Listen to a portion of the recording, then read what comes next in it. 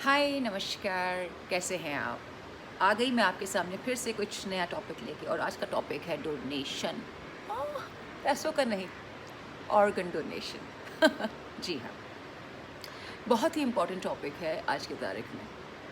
India में बहुत बड़ी जनसंख्या है और बहुत बड़ी जनसंख्या की मौत इसलिए होती है बिकॉज़ उनको सही समय पे ऑर्गन्स नहीं मिलते हैं।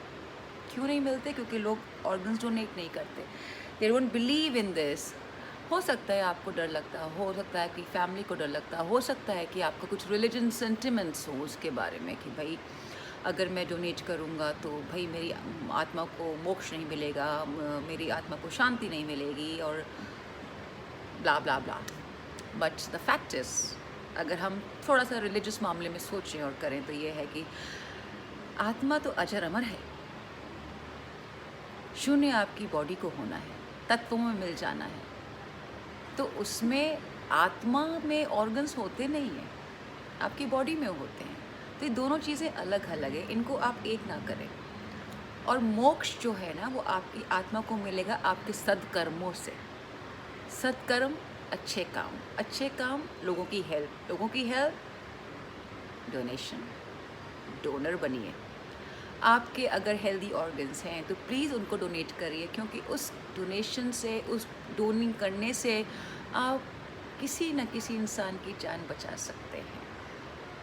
ऑफ कोर्स जब आप मेडिकली फिट हैं तभी आप डोनेट कर पाएंगे, तो सबसे पहले आपको हेल्दी रहना पड़ेगा, मेडिकल फिट रहना पड़ेगा, तो आप डोनेट कर सकते हैं। सो कमिंग टू दैट, ये एक जो स्टिग्मा लोगों ने अटैच कर रखा है कि हम डोनेट नहीं करेंगे, इसका कुछ आज के हालातों में बहुत ज़्यादा ये एक प्रॉब्लम और आ रही है, क्योंकि कोविड जो भी चल रहा है इसके अंदर प्लाज्मा डोनेशन जो होता है इसकी बहुत सख्त ज़रूरत है। और वो नहीं हो रहा है क्योंकि लोगों को एक स्टिग्मा है, एक फ़ियर है कि अगर वापस जाएंगे तो उन्हें वापस से हो जाएगा, उनकी फैमिली को डर लग रहा है। द पॉइंट इज़ दिस कि डरना नहीं है।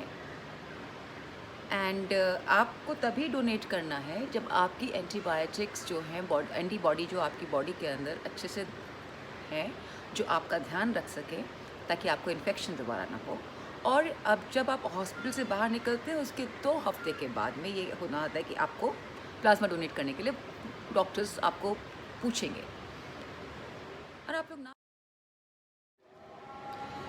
तो कहने का मतलब है कि जब आपके पास वो कॉल आए तो आप ना मत कहिए।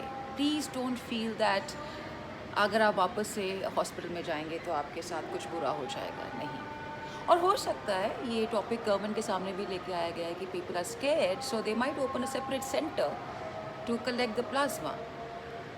सो प्लीज़ मत डरिए और प्लीज़ आगे बढ़ें। और जितने भी आपकी जानकार में लोग हैं जो प्लाज्मा डोनेट कर सकते हैं इस समय में कोविड के लिए, और पेशेंट्स को आप हेल्प कर सकते हैं, तो उनको आप हेल्प कीजिए ताकि आप लोगों की जान बचा सकें, विच इज़ वेरी इम्पॉर्टेंट। हम एक दूसरे के काम नहीं आएंगे तो कोई और कैसे काम आएगा? कभी ऐसा ना हो कि आप when you need it and there's nobody, and then you think that will be too late, right? So act now. Please donate plasma to save lives of the other people. It's something good that you're gonna do for your life, and post life people will remember. हम हमेशा ये चाहते हैं कि हम एक अच्छे इंसान की तरीके से जाने जाएं। जितने भी बड़े उद्योगपति हैं, कॉरपोरेट हाउसेस हैं, जो लोग कर सकते हैं, फिलैंथ्रोपिस्ट बन जाते हैं, राइट?